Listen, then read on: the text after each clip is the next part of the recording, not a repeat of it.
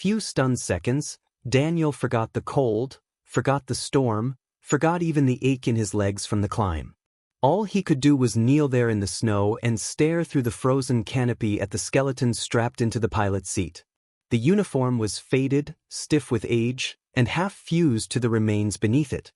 One gloved hand still rested near the controls as if the pilot had been trying, even in his final moments, to keep the aircraft level. The windshield was spiderwebbed with old impact fractures. Frost clung to the glass like white veins. But the name patch on the jacket was still visible. Captain Michael Hayes. Daniel's throat closed instantly. His father. The man the military had declared dead in Vietnam nearly 50 years earlier. The man Daniel had grown up mourning through photographs, medals, and a folded flag in a cedar chest. And now that dead man was sitting inside the wreck of a reconnaissance helicopter locked beneath a glacier, thousands of miles and 8 years away from the official story Daniel had been told his entire life. The wind came hard across the mountain, dragging snow in sharp horizontal sheets, but Daniel barely felt it. Atlas, the massive German shepherd who had uncovered the wreck, kept digging at the ice beside the cockpit, barking with short, urgent bursts. Daniel knew that bark. Atlas had served beside him during 2 overseas deployments. The dog didn't react like that unless something mattered. Something living, something dangerous, or something hidden. Daniel forced himself to breathe and leaned closer to the exposed fuselage. Beneath the snow and ice, the helicopter looked old, military, and badly damaged, but one detail hit him like another blow. The model number stamped into the metal belonged to a reconnaissance unit reported missing in 1982. Not Vietnam. Not 1974. Daniel felt the blood drain from his face. His father had supposedly died 8 years before this aircraft ever disappeared. That meant only one thing. Somewhere between Daniel's childhood and this frozen wreck, someone had lied. And not a small lie either. A lie big enough to bury a man, rewrite a war death, and keep the truth hidden under ice for 40 years. With trembling fingers, Daniel reached into the cockpit through a broken section of canopy and pulled a metal identification tag from the uniform pocket. Michael Hayes. No mistake. No confusion. No cruel coincidence. Atlas abruptly stopped barking. The dog's posture changed in an instant, muscles tightening, ears up, muzzle pointed toward the forest below the glacier. Then he let out a low growl. Daniel turned. Fresh tire tracks cut through the snow behind the ridge, dark and sharp against the white. They hadn't been there on the way up. Someone else had been to this glacier recently. Maybe even today. Daniel's pulse quickened. He had told no one where he was going. He had picked this route precisely because it was isolated, which meant somebody else already knew about the crash. And they had reached it before he did. The storm worsened by the time Daniel made it back to his remote cabin halfway down the mountain. Snow slapped the windows. Wind pounded the roof with a deep moaning force that made the whole structure creak. Inside, the small cabin should have felt like safety. It didn't. Atlas paced the floor, restless, checking the windows, checking the door, then circling back to Daniel as if waiting for instructions Daniel didn't yet have. Daniel placed the dog tags and the memory of that frozen cockpit on the table in front of him and tried to think clearly. His father had died in Vietnam. That was the official story. That was the story the army told his mother. That was the story on the death certificate. So why was Michael Hayes inside a 1982 military helicopter in a glacier no one was supposed to know about? And who had left those tire tracks? Daniel poured a glass of whiskey and never touched it. The cabin felt watched. The silence between gusts of wind felt wrong. Even Atlas, who could sleep through thunder and artillery, refused to settle. At exactly 2:13 in the morning, Atlas began growling. Daniel's eyes opened instantly. Something was moving outside. Slow footsteps creaked across the porch, deliberate and heavy enough to be heard even through the storm. Daniel rolled out of bed, grabbed the rifle leaning against the wall, and moved toward the front window in darkness. He eased the curtain aside with 2 fingers. A shadow stood on the porch just beyond the door. Motionless. Human. Not knocking. Not leaving. Just standing there in the middle of the storm like it had all the time in the world. Daniel felt his pulse hammer in his throat. He reached toward the switch and snapped the porch light on. The figure vanished. Daniel yanked the door open and stepped outside into whipping snow. The storm had nearly erased the footprints already, but Atlas burst past him, nose to the ground, moving with sudden certainty toward the tree line. Daniel followed without hesitation. The dog led him nearly 200 yards into the forest, weaving through dark pines and knee-deep drifts until he stopped beside something half buried beneath the snow. Daniel knelt and brushed it clear. A black metal case emerged from the ice. Military issue. Heavy.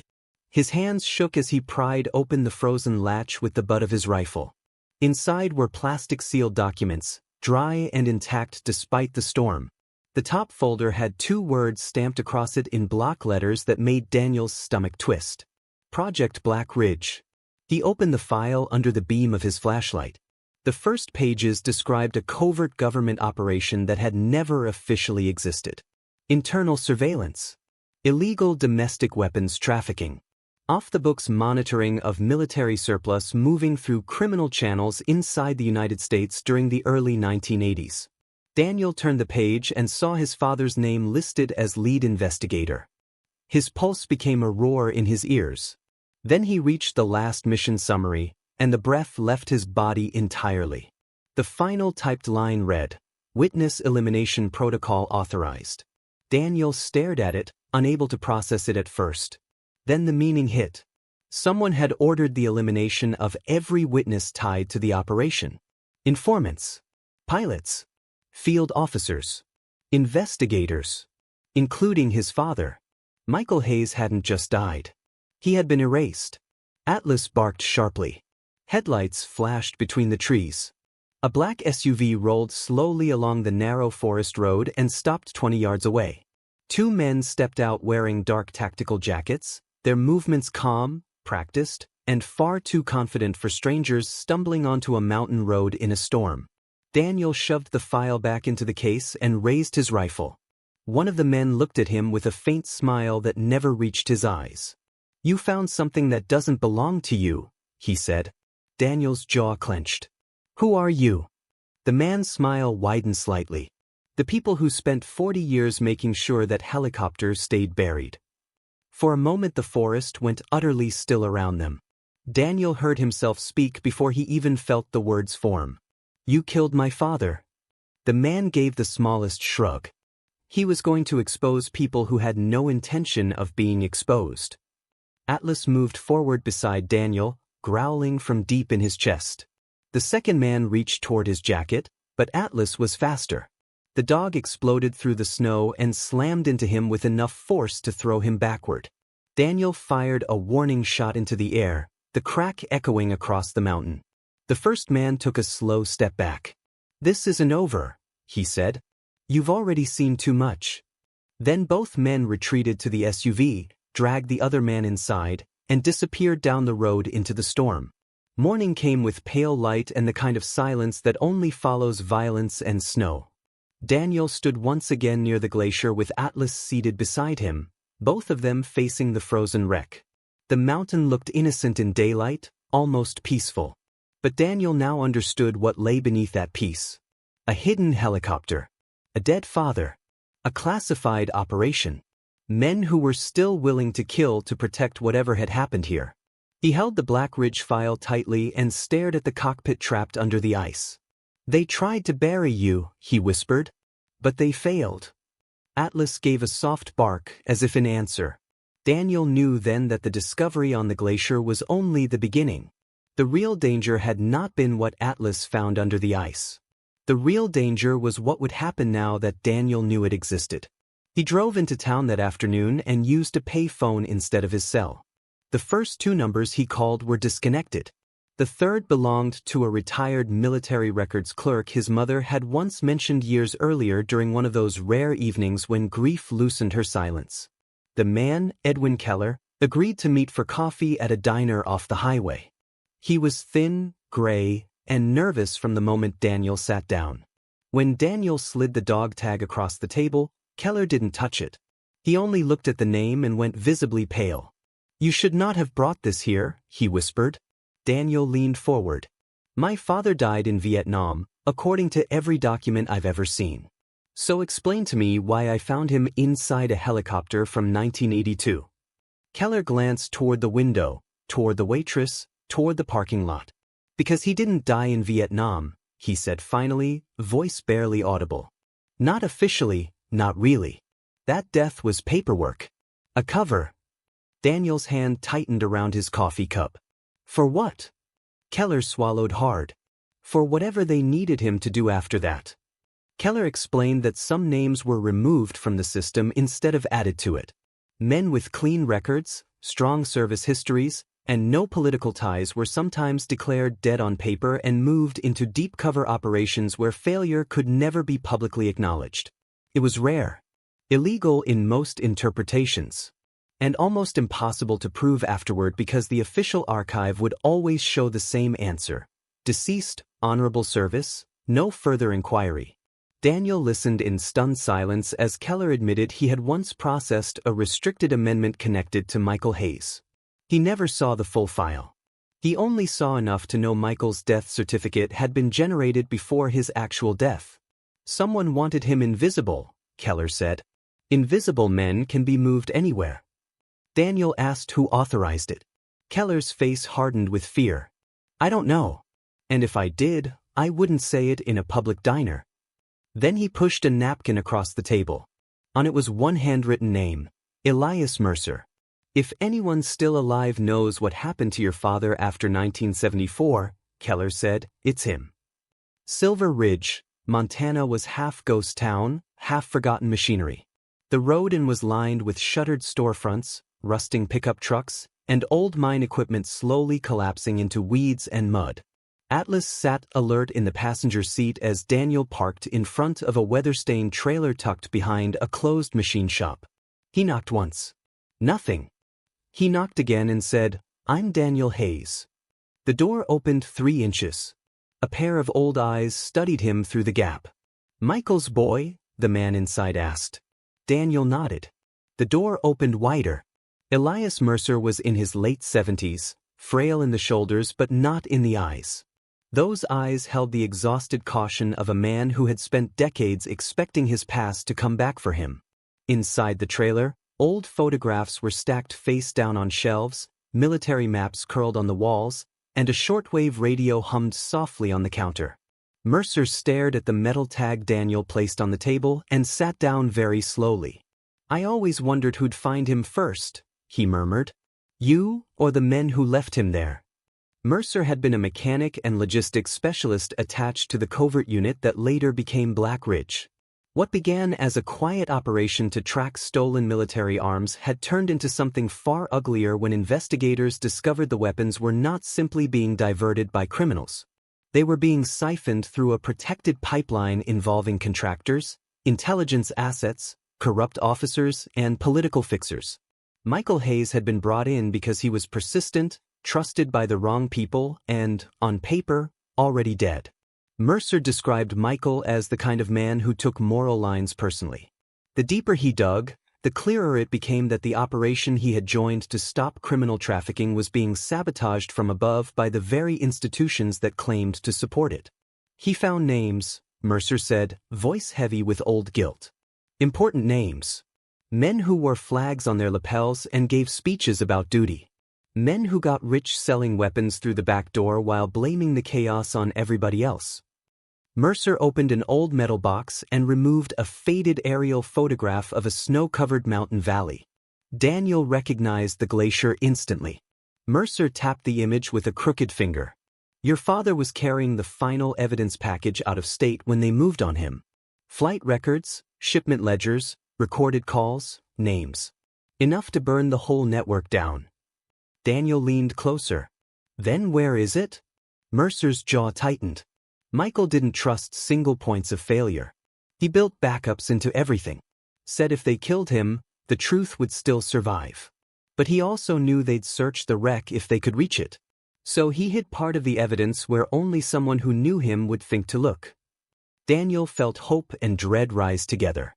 You know where? Mercer shook his head. No. He never told me. Only said if the mountain ever gave him back, the wreck would point the way. Before Daniel could ask another question, Atlas let out a vicious bark. The trailer window shattered inward in a burst of glass. Mercer grunted and fell sideways as a bullet tore through his shoulder. Daniel hit the floor, dragging Atlas down with him as a second suppressed shot punched into the wall above where his head had been. Sniper! Outside! Daniel crawled behind an overturned table and returned fire through the ruined window, forcing the shooter to pull back. Mercer, pale and breathing hard, reached for Daniel with bloody fingers. "Back room," he gasped. "There's a key." Daniel got him behind cover and found a brass key taped beneath a kitchen drawer, tagged with the number 317. "Bus station locker," Mercer said through clenched teeth. "Helena. Michael left it with me in case he didn't come back. Told me to hold it unless his blood returned." Another shot slammed into the trailer wall, spraying with splinters. Daniel looked at the old man, then toward the back door. Mercer knew what that look meant. "Go," he ordered. "They came for me because you came here. Don't waste it." Daniel hesitated only a heartbeat. He gripped Mercer's shoulder. "I'll come back." Mercer gave him a grim, knowing look. "No," he said. "You won't. And if you want to know what happened to your father, you can't." Daniel escaped through the rear of the trailer with Atlas tight at his side, cutting between sheds and scrap piles as gunfire cracked behind them. He stole a different route out of town, changed vehicles 2 counties over, and didn't stop until he reached Helena after dark. Locker 317 waited at the far end of a nearly empty bus depot corridor washed in harsh fluorescent light. The brass key turned with a stiff metallic click.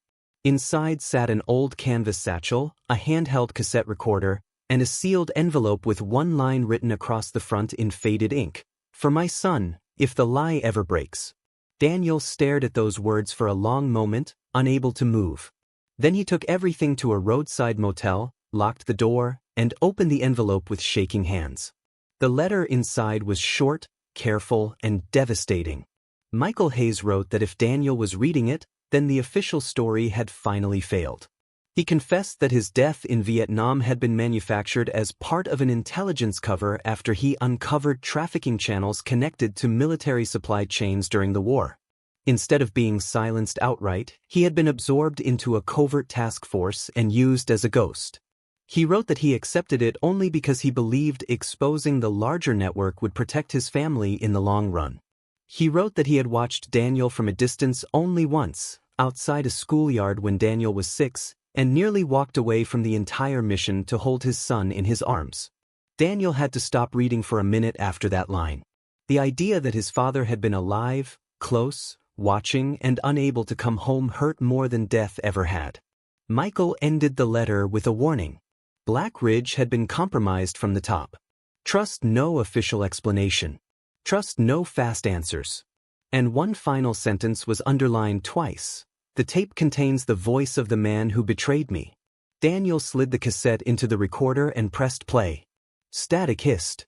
Rotor noise rumbled faintly under clipped radio chatter. Then a voice came through the speaker, older than the memory Daniel had carried in his mind, worn down by fatigue and tension, but unmistakably human. His father. Daniel gripped the recorder so tightly it hurt.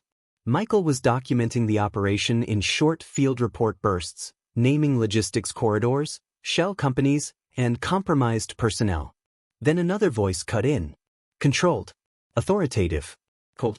It addressed Michael by rank and ordered him to return the evidence package immediately. Michael refused. What followed sounded less like a military order and more like a final argument between 2 men who had once known each other well. The other man warned that there was no path out. Michael answered, "There is if even one honest man survives this." Then came the sharp crack of gunfire, shouted commands, and a violent metallic scream as the helicopter began to fail. The tape distorted under impact noise. When Michael's voice returned, it was faint and labored. "Daniel," he said directly into the recorder, "if you ever hear this, I'm sorry for the years they stole from us. The rest is hidden where the seat points. Follow the angel, not the compass." The tape clicked off. Daniel sat awake until dawn, replaying that last sentence again and again. Follow the angel, not the compass. It sounded like a riddle, The kind his father used to leave him in scavenger hunts when Daniel was too young to understand how much love could hide in small things. By morning, one truth was clear. He had to go back to the glacier. Whatever Michael had hidden, whatever had gotten him killed, was still up there. But Daniel also knew he couldn't do this alone anymore. By leaving Silver Ridge alive, by opening that locker, by listening to the tape, he had crossed a line. Men had already shot at Mercer. Men had already stood outside his cabin in the middle of the night. The people protecting Black Ridge weren't relics. They were active, organized, and they were tracking him. There was only one person Daniel trusted enough to call. Lena Ortiz answered on the second ring. She had served in intelligence support during Daniel's second deployment and had a rare combination of skills. She could break into secure systems, smell lies from a mile away, and remain terrifyingly calm while doing both. Daniel gave her the shortest version possible. Glacier. Helicopter. Father alive after official death. Black Ridge. Tape. Mercer shot. There was silence on the line for 3 seconds.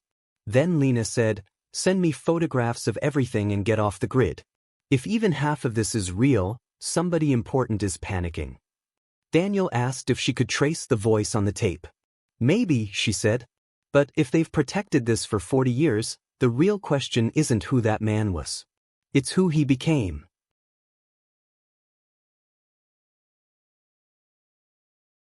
By late afternoon, Daniel was climbing back toward the glacier from the western ravine, avoiding the road and staying below the ridgeline. The sky was clearing, but the mountains still wore the aftermath of the storm like a warning. Atlas moved ahead of him with silent precision, stopping often to test the wind. When the wreck finally came into view, half entombed in blue-white ice, Daniel felt that same sharp punch in the chest all over again. He approached slowly and rested a hand on the frozen canopy above his father's body. This time grief came harder because shock was gone. There was no distance left between him and the truth. His father had not died honorably in a war far away. He had been used, hunted, shot down, and left inside a glacier under a false story that stole decades from everyone who loved him. "I'm here," Daniel whispered. "I found you." Atlas sat beside him, ears low, as if sensing the sacred weight of the moment. Michael's clue guided Daniel's search. Follow the angel, not the compass. He studied the cockpit until his flashlight caught a cracked instrument near the pilot's seat, the attitude indicator, marked with a tiny winged symbol pilots sometimes jokingly called the angel. The seat frame, though twisted, was still angled toward it. Daniel jammed a pry tool under the torn cushion and forced the frozen fabric apart. Beneath the seat, sealed inside a hidden compartment, was a narrow metal tube. His hands trembled as he unscrewed the cap. Inside were 2 microfilm canisters, a handwritten ledger wrapped in oilcloth, and a silver locket. Daniel opened the locket with numb fingers. One side held a small photograph of his mother. The other held a childhood picture of Daniel himself. Michael had carried them until the end. Daniel shut his eyes and bowed his head, the locket pressed hard in his fist. For the first time since the glacier gave up its secret, he let himself break. Not as a soldier. Not as an investigator. Just as a son kneeling in the snow beside the body of the father he had lost twice. Then Atlas growled. Lights moved below the ridge. Multiple vehicles. Daniel killed his flashlight instantly and slid behind an ice wall just as dark figures spread across the basin. Their voices carried faintly in the cold. One of them was the same calm voice from the forest road. Another was deeper, older, and carried the natural authority of a man used to being obeyed. "He came back," someone said. "Of course he did," the older voice replied. "Blood always comes back to the wound." Daniel peered through a crack in the ice and saw him, a broad-shouldered man in a dark coat, gray at the temples, moving toward the wreck with a confidence that told Daniel everything. This was the voice from the tape, aged by 40 years but unmistakable. The man who betrayed Michael Hayes was still alive. And he was still protecting the lie. One of the men began placing charges near the exposed fuselage. Daniel realized with a cold jolt that they weren't here to recover evidence. They were here to destroy the wreck. If they succeeded, they would erase the most powerful proof he had. He didn't wait. He rose from cover and fired at the ice near the man planting the charge. The shot exploded white shards into the air and sent the team diving for cover. The basin erupted into chaos. Commands were shouted. Flashlights swung wildly. Atlas lunged from concealment like a dark missile and drove one man face-first into the snow. Daniel ran low between ice formations, forcing the team to split and follow. Bullets snapped past him. The older man's voice cut through the disorder. "Don't let him leave this mountain." Daniel hit the ravine with Atlas at his side and kept moving even as another blast shook the glacier behind him. The charges had gone off, but too late. Not enough to bury the wreck completely. Not enough to erase the truth. Not yet. He reached a safe cabin north of the county line that Lena had arranged through an old contact. She was already there when he arrived, 3 laptops open, satellite modem running, the room lit by screens and tension. Daniel spread the contents of the metal tube across the table.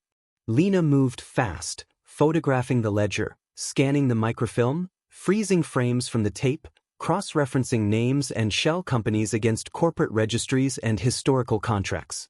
Within 2 hours her expression had changed from professional focus to alarm. "Daniel," she said quietly, "Black Ridge didn't die in the 80s. It evolved."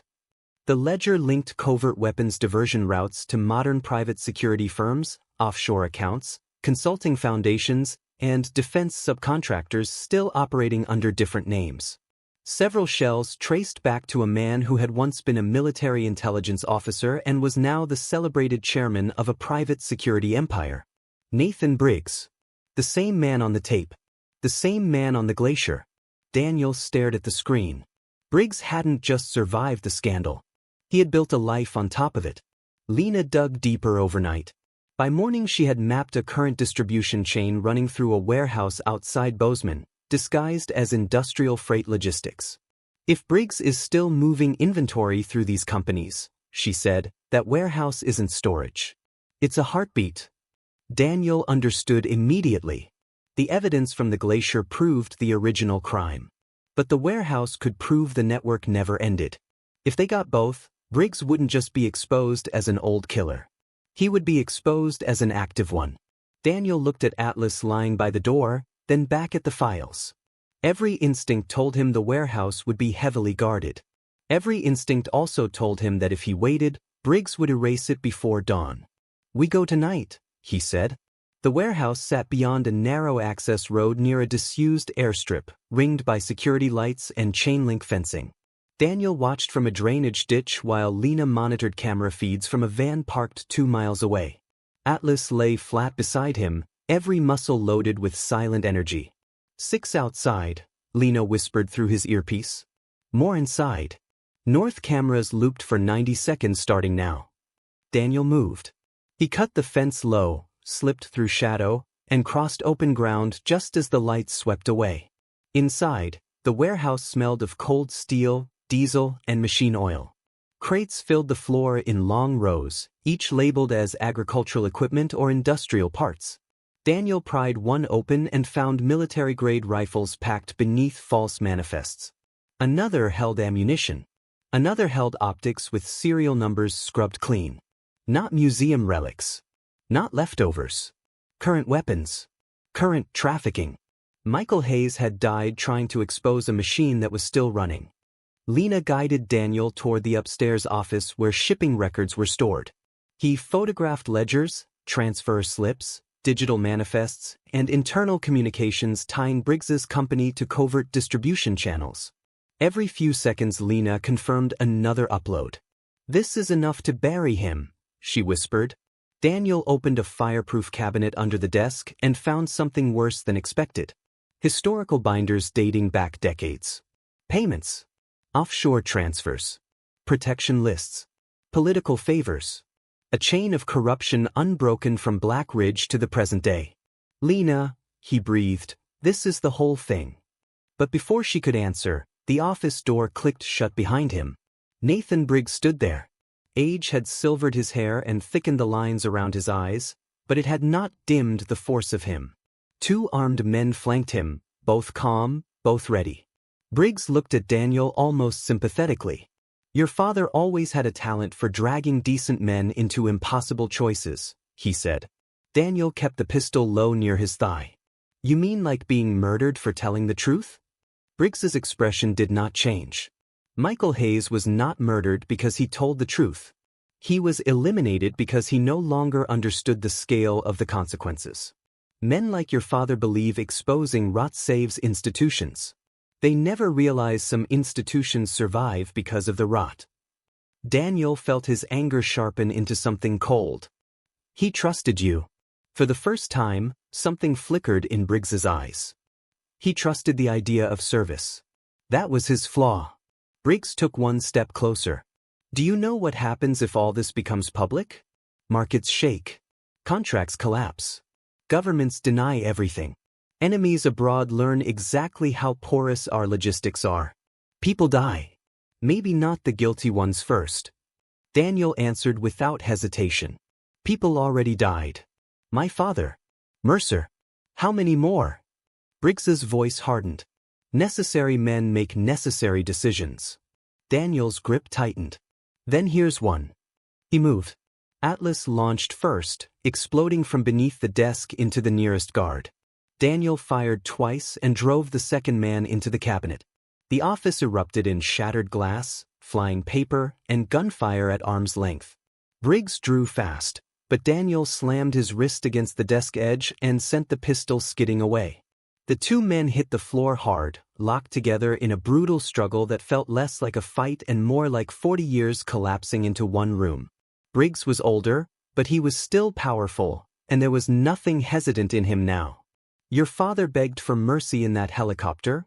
He hissed. Daniel's face went white with fury. You're lying. Briggs bared his teeth. No. He begged for time. Same thing. Daniel punched him so hard it split the old man's lip and sent blood across the floor. Lena's voice cut through the chaos. Uploads complete. Daniel, get out now. Warehouse alarms blared below. Briggs shoved Daniel backward into the glass wall overlooking the floor, and both men nearly crashed through it. Guards were already rushing toward the stairs. Daniel tore free, grabbed the drive scanner from the desk, and bolted for the service exit with Atlas at his side. Bullets hammered the walls behind him. He reached the loading bay, dove through the side door, and rolled into gravel just as floodlights snapped toward him. Lena's van came sliding around the side road like a shot. Daniel leapt in. Atlas followed. The van fishtailed hard, then tore into the darkness as security vehicles poured out behind them. By morning, copies of the warehouse files, the Glacier evidence, Michael's tape, the ledger, and the shell company maps were spread across multiple encrypted backups. But evidence alone wasn't enough.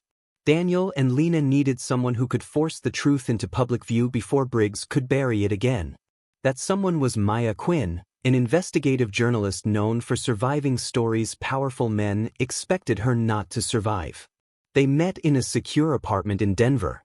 Maya listened in total silence as Daniel told the full story from the Glacier to the warehouse. She examined the locket. She heard Michael's voice on the tape. She stared at the image of the frozen cockpit for a long time before looking up. If this is real, she said softly, it's one of the most buried domestic scandals in modern military history. Daniel met her eyes. It's real. Maya exhaled slowly. Then the moment I publish this, they come for everyone in this room. Lena answered first. They already have. The release was planned across multiple outlets simultaneously. Documents, audio, photographs, corporate links, historical context. Maya wanted the story to hit all at once so no single newsroom could be pressured into silence before the evidence spread.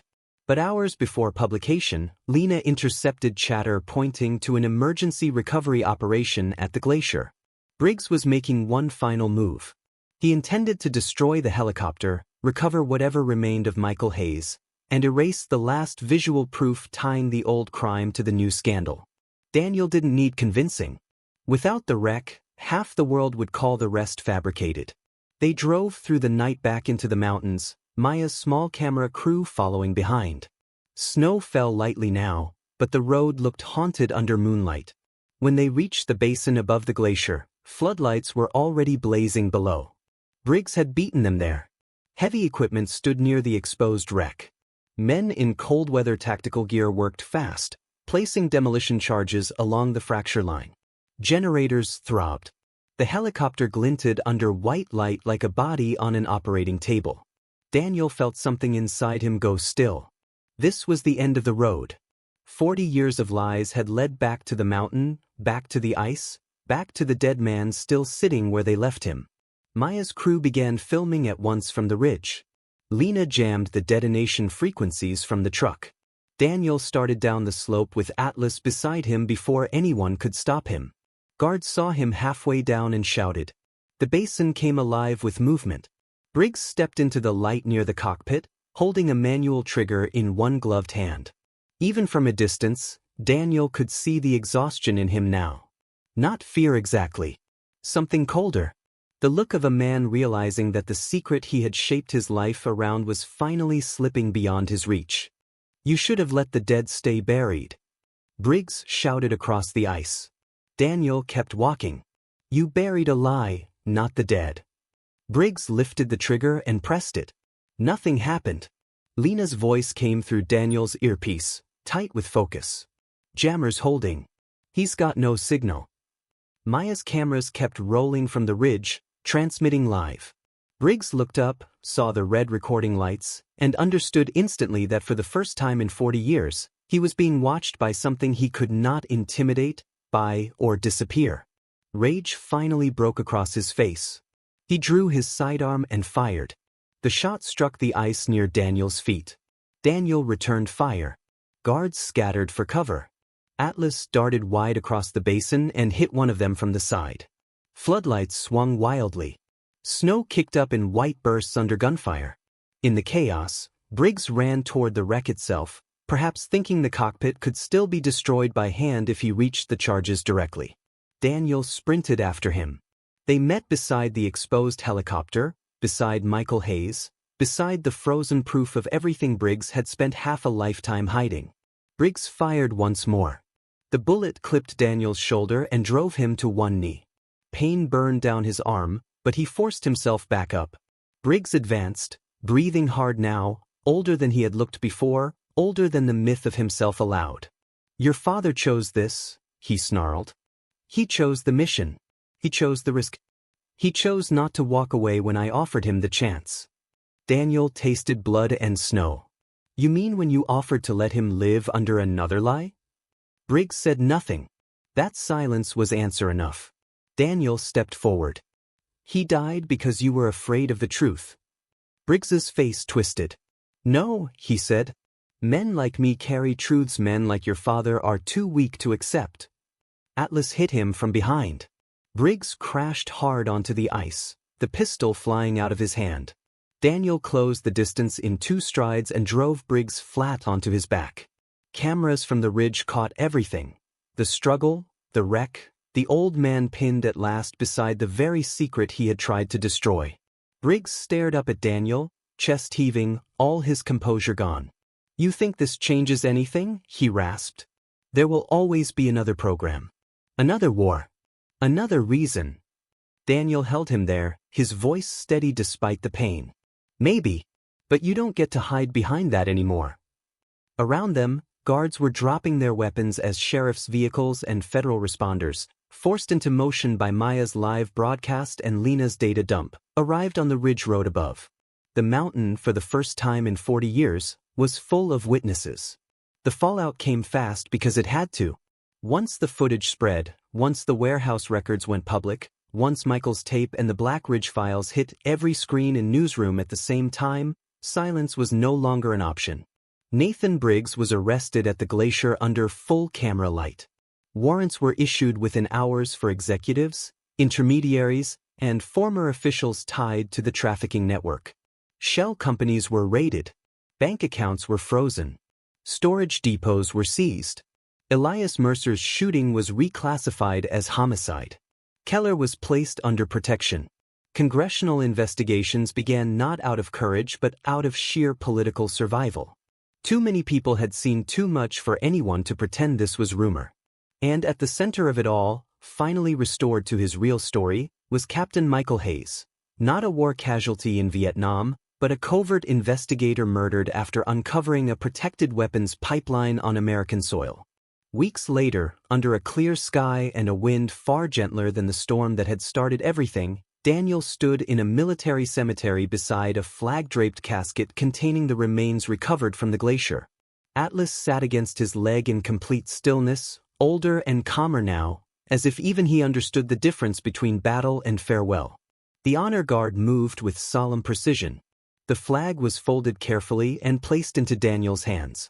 This time, when he accepted it, it did not feel like a substitute for truth. It felt like truth finally arriving too late, but arriving nonetheless.